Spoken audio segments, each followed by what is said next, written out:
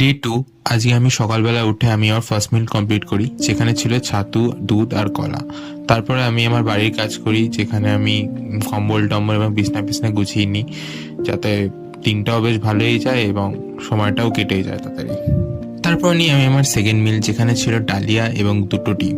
সেটা খাওয়ার পর আমি 2 ঘন্টা গ্যাপ দিয়ে তারপর আমি লাঞ্চ করি, যেখানে ছিল হচ্ছে আমার মাংস বা মাছ, ডাল, তারপরে দই খেয়ে আমি জিমে চলে যাই। আজকে ছিল আমার ব্যাক ডে, এবং ব্যাক ডেতে আমি 5খানা আইটেম পারফর্ম করি এবং প্রত্যেকটা আইটেমে আমি 3টে করে সেট মারি এবং 3টে সেটে ফেলিয়ার অবধি যাই, যাতে আমার ব্যাকটাকে ভালো করে ইনক্রিজ করে।